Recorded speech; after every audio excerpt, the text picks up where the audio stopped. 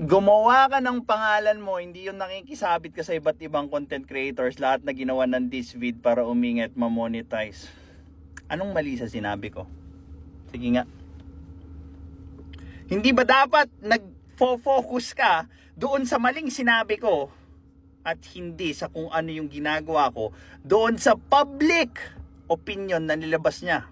The fact that you decided to become a public figure at nilabas mo yung opinion mo in public, you are not immune to criticism. Para kayo si Gabe Pineda, naglalabas-labas kayo ng ng opinion sa internet, tapos pag may nag-comment na taliwas, iiyakan nyo dahil hindi nyo lang ma-kontra? Anong klase yan?